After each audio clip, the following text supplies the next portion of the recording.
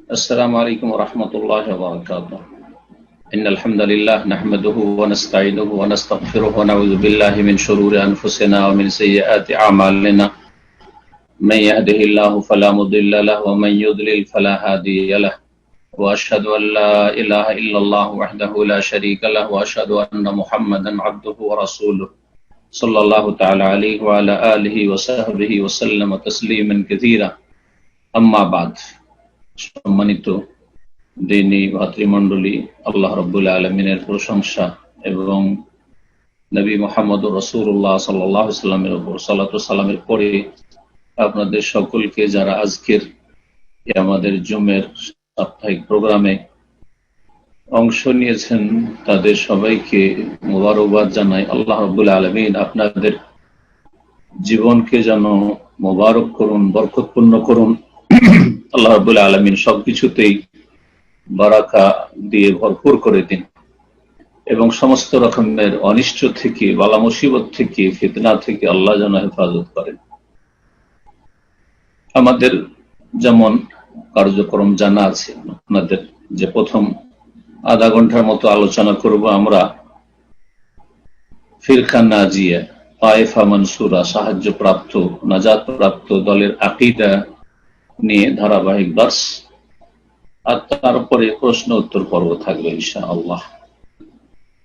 আজকে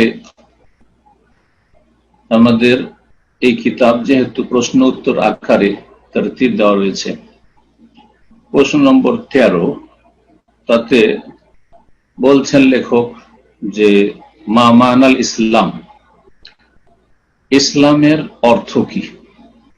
অর্থ শব্দটি শাব্দিক অর্থকেও শামিল আর পারিভাষিক অর্থকেও শামিল। যেটা পারিভাষিক অর্থ, যখন ইসলামের আলোচনা করছি সেটাকে কখনো কখনো শারঈ অর্থ বলা হয়। আল মানা শারঈ, শরীয়তের ভাষায় এর অর্থ কি, সেটা হচ্ছে পরিভাষা আল ইসতিলাহি। তো মানা শব্দটি, মানা মানে আমরা মানা শব্দটি আমরা মানে বলি বাংলায়, ব্যবহার করে থাকি অর্থ। তো অর্থ বা মানা শব্দটি, মানে শব্দটি দুটো বিষয়কে শামিল, শাব্দিক অর্থ এবং পারিভাষিক অর্থ বা শরীয়তের আলোচনা করছি তখন শারঈ অর্থ। যখন অন্য কোনো সাবজেক্টের আলোচনা করবেন তখন বলবেন যে ওই সাবজেক্টের পারিভাষিক অর্থ। কিন্তু আমাদের যেহেতু শরিয়ার আলোচনা, সেটা আকীদা হোক অথবা ফিকহ হোক বা অন্যান্য বিষয়গুলি হোক, সবগুলি হচ্ছে শারঈ বিষয়।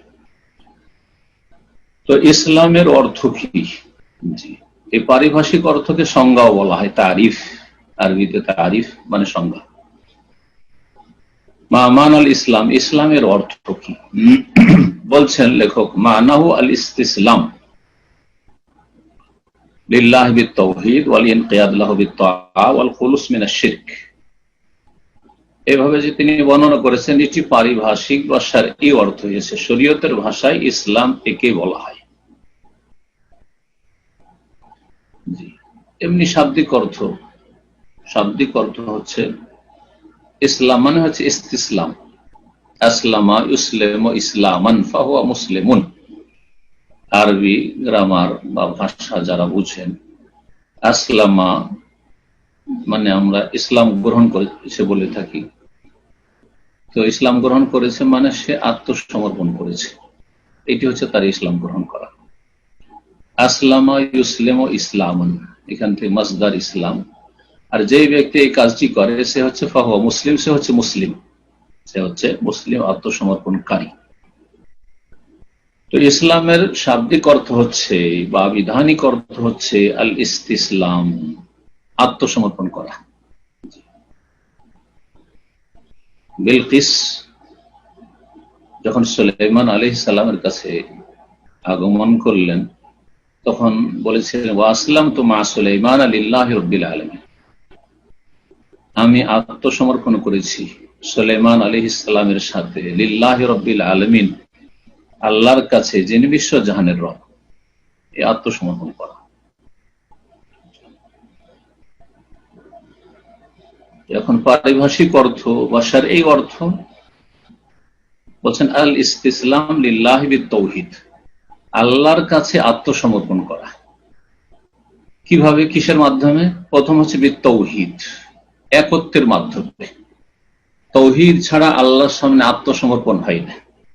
কেউ যদি আল্লাহ রাব্বুল আলামিনেরও ইবাদত করে আর শিরকি আমলও করে, তাহলে সে আল্লাহর সামনে আত্মসমর্পণ করলো না। সে আল্লাহ ছাড়া অন্যের কাছে আত্মসমর্পণ করে। দরগাওয়ালারা দরগার কাছে, মাজারে আত্মসমর্পণ করে, আর দুর্গাওয়ালারা, প্রতিমা পূজারীরা প্রতিমার সামনে আত্মসমর্পণ করে। এইভাবে যারা মানব রচিত আইনে বিশ্বাসী, তারা মানব রচিত আইনের সামনে আত্মসমর্পণ করে, সারেন্ডার করে, তাহলে তারা আল্লাহর তৌহিদের সাথে আত্মসমর্পণ করলো না। আল্লাহর কাছে আত্মসমর্পণ করা বিত্তৌহিদ, আল্লাহর একত্বের সাথে। এর আগেও বলেছি, যদি একত্ব না থাকে কোন ইবাদতে, তো সেই ইবাদতের নাম ইবাদত নয়, সেই ইবাদতের নাম হচ্ছে শিরক। তো তৌহিদের সাথে, আল্লাহর একত্বের সাথে আল্লাহর কাছে আত্মসমর্পণ করা এক। 2 নম্বর হচ্ছে ওয়াল ইনকিয়াদ লাহু বিত্তাআহ, এবং ভালো কাজের মাধ্যমে তার অনুগত হওয়া। আল্লাহর অনুগত হওয়া ভালো কাজের মাধ্যমে, তা ভালো কাজকে বলা হয়। যেমন মাসিয়া, নাফরমানি, গুনহার কাজকে বলা হয়। তো ভালো কাজের মাধ্যমে আপনি যে আল্লাহর অনুগত, এটা আপনি প্রমাণ করে দিবেন। এটি হচ্ছে ইসলাম। আর শুধু ইসলাম মৌখিক বিষয় নয় যে লা ইলাহা ইল্লাল্লাহ মুহাম্মাদুর রাসূলুল্লাহ পড়েন বা নিজেকে মুসলিম বলেন, ব্যাস মুসলিম হয়ে গেলেন। না না। 2 নম্বর, তাহলে নেক আমলের মাধ্যমে, সৎ কর্মের মাধ্যমে আল্লাহর কাছে অনুগত হয়ে যাওয়া, আল্লাহর অনুগত হয়ে যাওয়া, ফরমাবরদার হয়ে যাওয়া। 3 নম্বর হচ্ছে ওয়াল খুলুস মিনাশ শিরক, যাবতীয় শিরক থেকে মুক্ত হওয়া। শিরক থেকে মুক্ত হওয়া। অনেক সময় আনুগত্য হয় আর আত্মসমর্পণ হয়, কিন্তু সেটা নিখুঁত নির্ভেজাল হয় না। বাহ্যিক আত্মসমর্পণ করে, শত্রুপক্ষ যখন হেরে যায় এই দুনিয়ার যুদ্ধে, তখন যাদের কাছে হেরে গেছে তাদের সামনে আত্মসমর্পণ করে এবং তাদের অনুগত হয়ে যায়, যা করবেন তাই। কিন্তু অন্তর থেকে খুলুস নেই, নিষ্ঠার সাথে করে না। সুযোগ পেলেই কামড় দিয়ে দিবে, সুযোগ পেলেই বিদ্রোহ করবে, ইত্যাদি। এই জন্য তৃতীয় যে বিষয়টি, সেটি হচ্ছে ওয়াল খুলুস মিনাশ শিরক, আল্লাহ রাব্বুল আলামিনের তৌহিদ এমন ভাবে প্রতিষ্ঠা করবেন যে যাবতীয় শিরক থেকে মুক্ত হয়ে যাবে। এই মর্মে 3টি আয়াত নিয়ে এসেছেন লেখক। বলছেন ক্বাল আল্লাহু তাআলা, মহান আল্লাহ ইরশাদ করেন, ওমান আহসানু দীনান মিম্মান আসলামা ওয়াজহাহু লিল্লাহ। সূরা নিসার আয়াত নম্বর 125। ওর চাইতে দিনের ক্ষেত্রে, ধর্মের ক্ষেত্রে বেশি ভালো আর কে হতে পারে?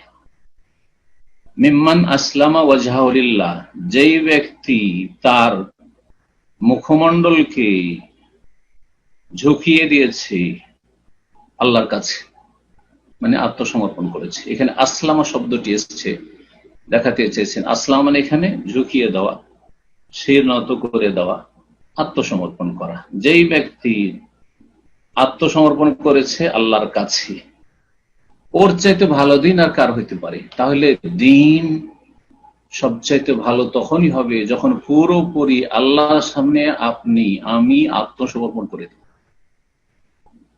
তাওহীদের সাথে আত্মসমর্পণ করা আর ভালো কাজের মাধ্যমে তার আনুগত্য প্রকাশ করা এবং শিরক মুক্ত হয়ে যাওয়া, এই 3টি কথা মনে রাখবেন। তাহলে আসলাম মানে আত্মসমর্পণ, এটা সূরা নিসার এই আয়াতে জানলাম। দ্বিতীয় আয়াত, মহান আল্লাহ ইরশাদ করেছেন, ওমান ইউসলিম ওয়াজহাহু ইলাল্লাহি ওয়া হুয়া মুহসিন ফাকাদ ইসতামসাকা বিল উরওয়াতিল উসকা।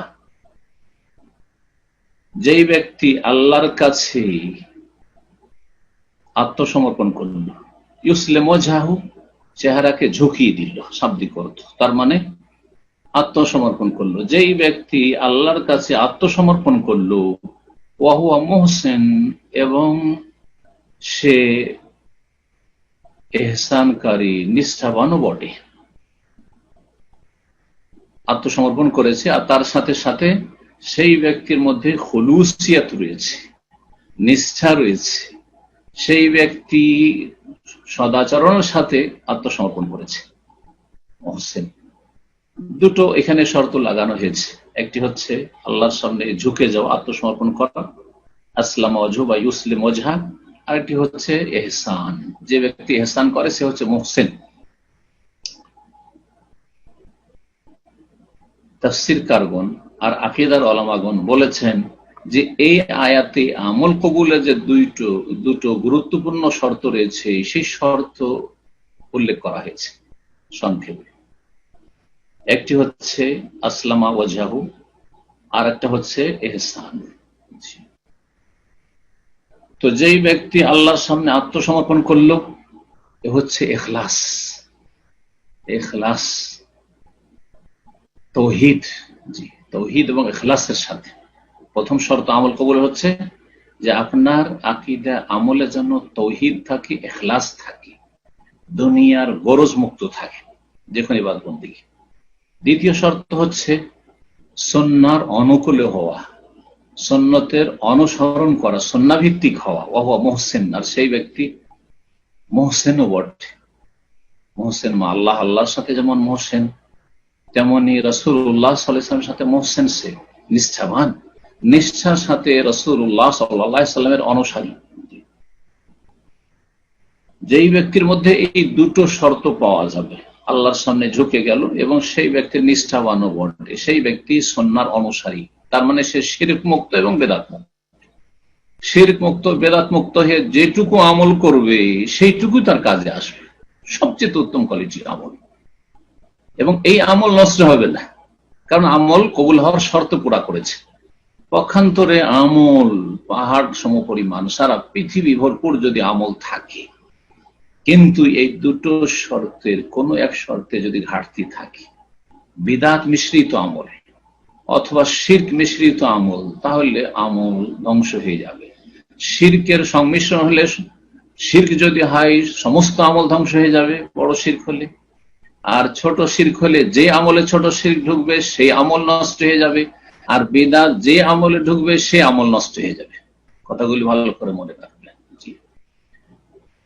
সুতরাং শিরক মুক্ত, বিদআত মুক্ত হয়ে যদি আমল করেন, তো অল্প আমলেই আপনি ইহকাল পরকালে সম্মানিত হবেন।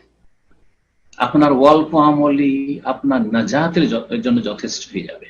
অল্প মানে এই না যে ফরজ ছাড়বেন আপনি, অল্প মানে সর্বনিম্ন হচ্ছে অল্প ফরজ আদায় করা, অল্প মানে হচ্ছে কাবিরা থেকে বেঁচে থাকা, এটা হচ্ছে অল্প। আর তারপরে সুন্নত বেশি বেশি, নফল বেশি বেশি, মাকরুহাত অপছন্দনীয় থেকে বেঁচে থাকা, তখন বলবো যে আপনার এখন বেশি আমল হতে লেগেছে।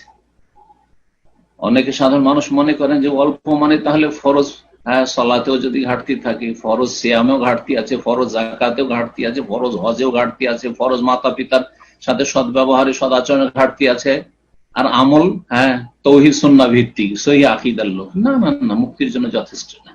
সর্বনিম্ন মানে সর্বনিম্ন হচ্ছে ফরজ আদায় করা। তাহলে সালাত দিয়ে বোঝায় সালাতের 17 রাকাত প্রতিদিন আদায় করা, এটা হচ্ছে সর্বনিম্ন আপনার আমল। আর এইটা তৌহিদ এবং সুন্নাহ ভিত্তিক হলে এই আমল আপনার নাজাতের জন্য যথেষ্ট। তার সাথে সাথে নেগেটিভ যেটা কাবায়ের থেকে বেঁচে থাকবে, ইজাজতুনিবাল কাবায়ের, শর্ত হচ্ছে কবিরা গুনাহ হইতে বেঁচে থাকতে হবে। সাগীরা নেক আমলের মাধ্যমে ইনশাআল্লাহ তাআলা মাফ হয়ে যাবে, তবে এত বেশি সাগীরা না হয় যে সেটা কবিরার আকার ধারণ করে, তাও মনে রাখবেন। যে ব্যক্তি আল্লাহর কাছে আত্মসমর্পণ করলো এবং সে নিষ্ঠাবানও বটে, ফাকাদ ইসতামসাকা বিল উরওয়াতিল উসকা, তাহলে সেই ব্যক্তি মজবুত করে ধারণ করলো এমন মজবুত হাতল যে যেটা কখনো ভেঙে যায় না, যেটা কখনো ছেড়ে যায় না, যেটা কখনো নষ্ট হয় না। ফাকাদ ইসতামসাকা, তাহলে সে ধারণ করলো বিল উরওয়াতিল উসকা, মজবুত হাতল।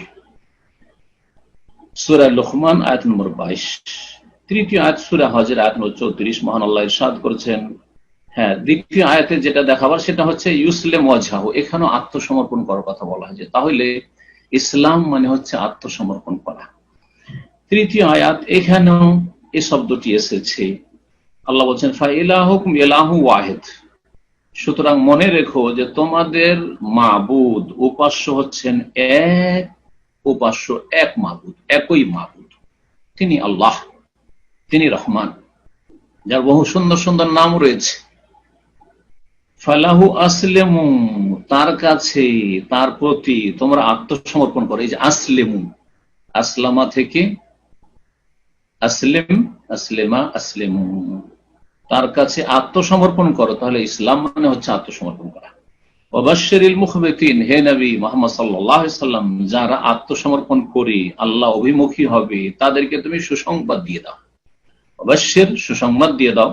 সম্বোধন করা হচ্ছে রাসূলুল্লাহ সাল্লাল্লাহু আলাইহি সাল্লামকে, কারণ তার প্রতি আল কোরআন নাযিল হচ্ছে, তিনি কোরআন দ্বারা প্রথম সম্বোধিত হয়েছেন।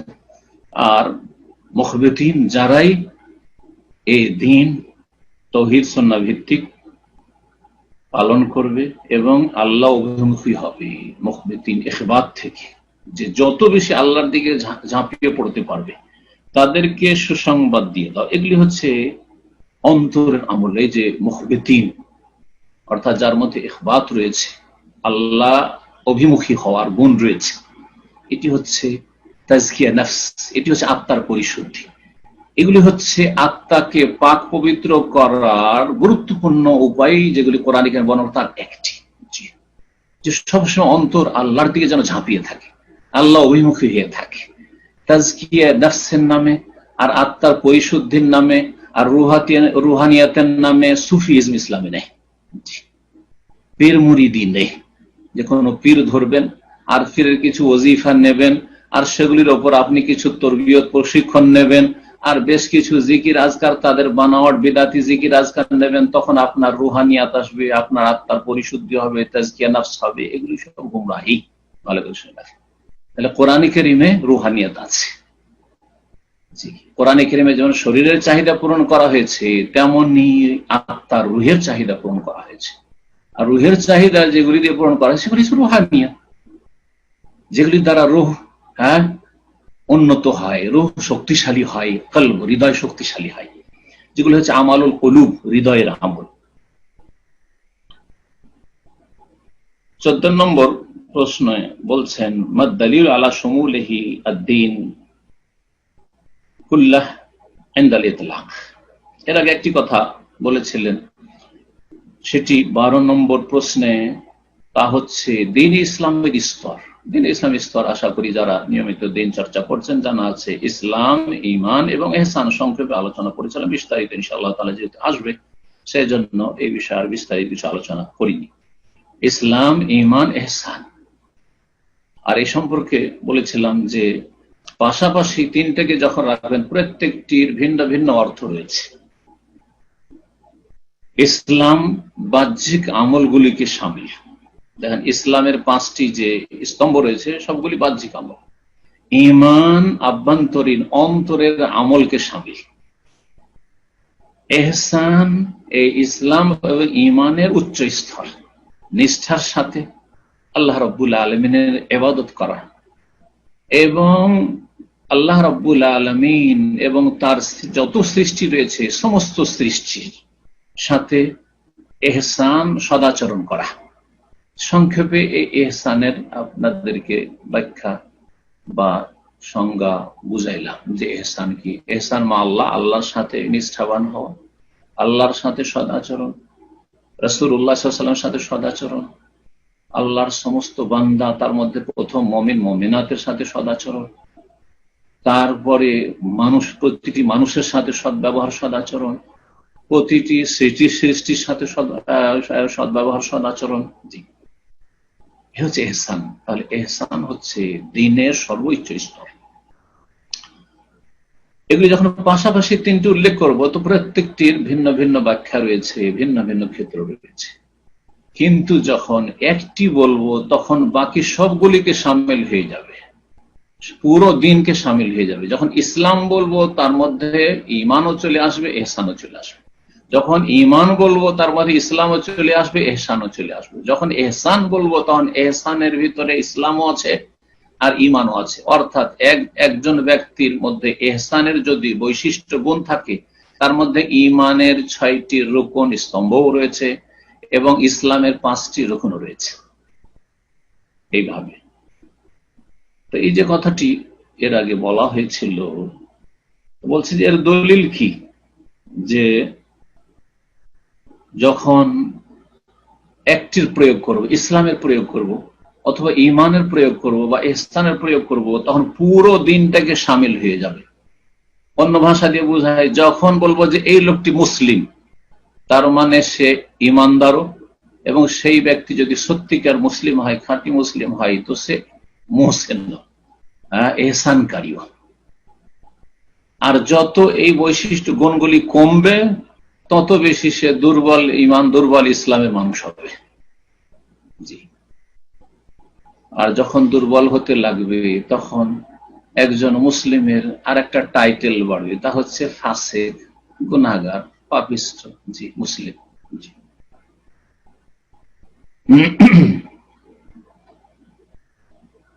জবাব বলছেন যে মহান আল্লাহ বলেছেন এর দলিল, ইন্না দ্বীনা ইনদাল্লাহি ইসলাম, আল্লাহর নিকট দিন হচ্ছে একমাত্র ইসলাম। তাহলে দিন বললেন ইসলাম কি, আর দিনের স্তর বলা হচ্ছে। দিনের স্তরের একটা স্তর হচ্ছে ইমান, দিনের একটা স্তর হচ্ছে ইহসান। তাহলে দিন যখন ইসলাম, তাহলে ইসলামের ভিতরে ইমানও আছে আর ইহসানও তার অন্তর্ভুক্ত। সূরা আলে ইমরান আয়াত নম্বর 19। নবী সাল্লাল্লাহু আলাইহি ওয়াসাল্লাম বলেছেন, হাদিস থেকে একটি দলিল বলছেন, বাদা আল ইসলাম গরিবান, ইসলামের সূচনা হয়েছে আগন্তুক হয়ে। প্রথম ইসলামে যখন সূচনা হয়, তখন ইসলাম একবারে অপরিচিত, আগন্তুক, যেন মানুষের কাছে একটি আজব জিনিস, দুর্বল, কেউ চেনে না ইসলামকে, কেউ নিতে চায় না, কেউ মানতে চায় না, একমাত্র দুর্বল অসহায়রা আর অল্প কিছু ভালো প্রকৃতির মানুষ ছিল, যারা সমাজে প্রতাপশালী ছিল, প্রভাবশালী ছিল, তারপর তারা কবুল করেছে, যেমন আবু বকর সিদ্দিক রাদিয়াল্লাহু তাআলা, যেমন উসমান রাদিয়াল্লাহু তাআলা, এইভাবে। কিন্তু অধিকাংশ যারা প্রভাবশালী নেতা, তারা ইসলামকে গরীব, বিস্ময় করে, এ কোন কথা বলতে আসলে, না এটা মেনে নেওয়া যায় না, ইসলামের কাছাকাছি আসতে রাজি হয় না। ইসলাম আগন্তুক হয়ে শুরু হয়েছে, ওয়াসায়াউদু গরীবান কামা বাদা, আর যেমন ইসলামের সূচনা হয়েছে আগন্তুক হয়ে, সেই দিকেই আর সেই রকমই আগন্তুক হওয়ার দিকে ফিরে যাবে, প্রত্যাবর্তন করবে। মানে এমন একটা সময় আসবে, ইসলাম মানুষের কাছে অপরিচিত হয়ে যাবে। বর্তমান মুসলিম বিশ্বে আপনি চলাফেরা করলে, মুসলিম সমাজে চলাফেরা করলে, সত্যি যদি ইসলাম পালন করেন, তো আপনি একটা তাদের কাছে আজব লোক, আজগুবি কথা, আপনার আজগুবি মানুষ। যারা শিরকি আকীদা বহন করে, বেদাতি আকীদা বহন করে মুসলিম সমাজে, তাদের কাছে তাওহীদের কথা যদি বলেন, সুন্নাহর কথা বলেন, আরে কি আজব লোক রে, কি বলে, আগন্তুক ব্যক্তি আপনি। আর আপনি যেই সহি আকীদা নিয়ে আসছেন, যে সহি সুন্নাহ নিয়ে আসছেন, আপনি অপরিচিত ব্যক্তি এবং আপনার কথাগুলো অপরিচিত। মক্কার মুশরিকদের মতো তাদের আচরণ, মা সামি'না বিহাযা ফি আবাইল আউয়ালিন, আমাদের পূর্বপুরুষরা তো এইসব কথা বলেনি, কোথাকার ধর্ম নিয়ে আসলো, আসলটাই নতুন হয়ে গেল। যেই দিনের ওপর, যে ইসলামের ওপর রাসূলুল্লাহ সাল্লাল্লাহু আলাইহি ওয়াসাল্লাম সাহাবায়ে কেরামদেরকে ছেড়ে গেছেন, সেই ইসলামটাই আজকালকার সিংহভাগ মুসলিমদের সামনে আগন্তুক হয়ে গেছে, অপরিচিত হয়ে গেছে, আজব হয়ে গেছে, উদ্ভট হয়ে গেছে। নতুন কথা, নতুন ধর্ম বলে আখ্যায়িত করেছে তারা। এই হচ্ছে মুসলিমদের চরিত্র। অমুসলিম সমাজে যদি চলাফেরা করেন, সমস্ত পাপ করেন, অসুবিধা না, কিন্তু যদি হিজাব করেন, একজন বোন যদি চাকনার উপর কাপড় পরেন, আপনি দাড়ি রাখেন, ইসলামের বেশভূষা যদি দেখা যায়, হারিয়ে আবার কি রে, কোন যুগের মানুষ এটা, আগন্তুক, আগন্তুক, আগন্তুক। তাহলে যারা বিদআতপন্থী মুসলিম, এমনকি ফাসে গুনাহগার মুসলিম, বেদিন মুসলিম, নামে মাত্র মুসলিম, তাদের সামনে ইসলামের কথা বললে, আরে কি বলে মৌলবাদী, এই গালটি কাফেররা দেয় না, মুসলিমরা দিয়ে থাকে, যাদের নাম মুসলিম। ইসলাম ফিরে আসবে আবার যেমন ভাবে শুরু হয়েছিল ওই দিকে আগন্তুক হয়ে শুরু হয়েছিল, সূচনা হয়েছিল, আবার আগন্তুক হয়ে যাবে, অপরিচিত হয়ে যাবে। ইসলাম বিদ্যার্থীদের কাছে অপরিচিত হয়ে গেছে, সহিহ ইসলাম খাস থেকে বেদিনদের কাছে, হ্যাঁ, ইসলাম অপরিচিত। আর কাফেরদের কাছে ইসলাম অপরিচিত। আপনি সব করেন, স্বাধীনতা আছে, কিন্তু ইসলামী বিধিবিধান পালন করতে আপনার স্বাধীনতা নেই। সব ক্ষেত্রে ব্যক্তি স্বাধীনতা আছে, শুধু ইসলামের কথা বললে তখন আপনার ব্যক্তি স্বাধীনতা, মত প্রকাশের স্বাধীনতা ইত্যাদি ইত্যাদি সব নেই তখন। জি, মানুষ নিজের আইন তৈরি করে, যা ইচ্ছা তাই তৈরি করুক, আর যেরকম ইচ্ছা সেই রকমই সাজা দিক, মানবাধিকার লঙ্ঘন হয় না। কিন্তু কোরআন সুন্নাহর দণ্ডবিধান, কোরআন সুন্নাহর বিধিবিধানের কথা বললে না মানবাধিকার লঙ্ঘন হয়ে যায়, আগন্তুক। তো ভবিষ্যৎবাণী 1400 বছর আগে রাসূলুল্লাহ সাল্লাল্লাহু আলাইহি ওয়াসাল্লাম করেছেন, সত্যি তার বাস্তবায়ন হয়েছে। হাদিস সহিহ মুসলিমের এই হাদিস, কিতাবুল ঈমান প্রথম দিকে রয়েছে, প্রথম অধ্যায়। রাসূলুল্লাহ সাল্লাল্লাহু আলাইহি ওয়াসাল্লাম বলেছেন আরেকটি হাদিসে, আফজালুল ইসলামে ঈমানুন বিল্লাহ, সবচাইতে উৎকৃষ্ট ইসলাম হচ্ছে আল্লাহর প্রতি ঈমান। লক্ষ্য করুন, এই হাদিসে সবচেয়ে উত্তম বা উৎকৃষ্ট ইসলাম বলা হয়েছে আল্লাহর প্রতি ঈমানকে। তাহলে ইসলামের প্রয়োগটা ঈমানের ক্ষেত্রে হইল। তাহলে যখন ইসলাম বলবো তার অন্তর্ভুক্ত হবে ঈমান, তার অন্তর্ভুক্ত হবে ইহসান। যখন ওই রকম এর বিপরীতে যখন ঈমান বলবো, একজন বলবো যে এই লোকটি ঈমানদার, মানে সে মুসলিম, এই লোকটি বড় নিষ্ঠাবান মহসিন, তাহলে সেই ব্যক্তি অবশ্যই মুমিন, অবশ্যই মুসলিম।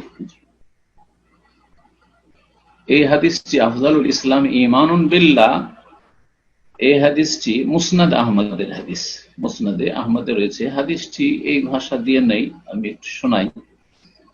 আমর ইবনে আব্বাস রাদিয়াল্লাহু আনহু থেকে বর্ণিত, তিনি বলছেন, ক্বালা রাজুলুন ইয়া রাসূলুল্লাহ, জনৈক ব্যক্তি বলল, হে আল্লাহর রাসূল, মাল ইসলাম, ইসলাম কি জিনিস? ক্বালা আন ইউসলিমা কলবুকা লিল্লাহি আযজা ওয়া জাল, তোমার হৃদয় যেন আল্লাহর কাছে আত্মসমর্পণ করে, তোমার অন্তর যেন আল্লাহর সামনে ঝুঁকে যায়। তাহলে অন্তরকে ঝুঁকিয়ে দিতে হবে আল্লাহ রাব্বুল আলামিনের সামনে, বিনয়ী হইতে হবে, মেনে নিতে হবে, আত্মসমর্পণ করতে হবে।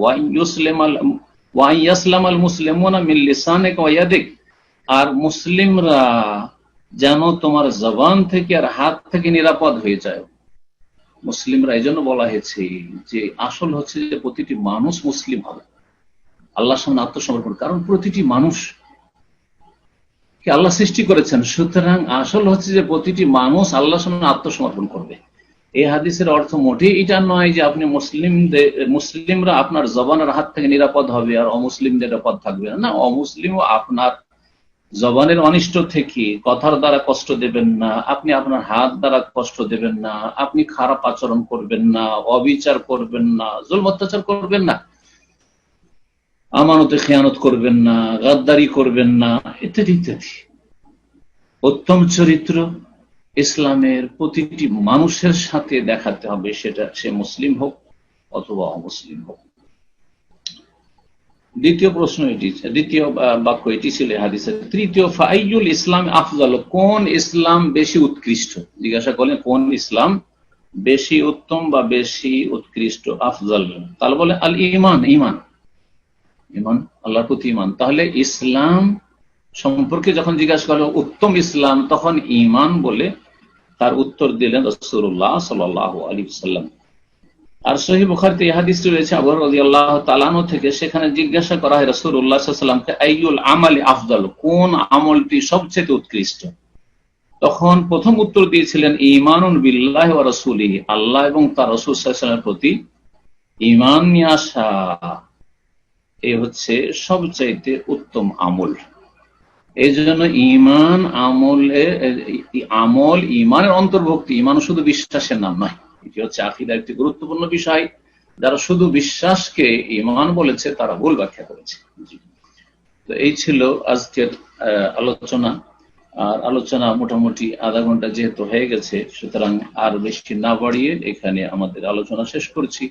আল্লাহ রাব্বুল আলামিন যেন আমাদেরকে সঠিক দিন বুঝার তৌফিক দান করেন এবং বিশুদ্ধ আমলের তৌফিক দান করেন, এবং আল্লাহ রাব্বুল আলামিন আমাদের আকীদা আমলের আখলাক চরিত্রের সবকিছুর সংশোধনের তৌফিক দান করেন এবং সমস্ত রকমের পাপাচার থেকে, অন্যায় থেকে, অনিষ্ট থেকে আল্লাহ আমাদের হেফাজত করেন। জাযাকুমুল্লাহু খাইরান। সুবহান রাব্বিকা রাব্বিল ইজ্জাতি আম্মা ইয়াসিফুন ওয়া সালামুন আলাল মুরসালিন ওয়ালহামদুলিল্লাহি রাব্বিল আলামিন।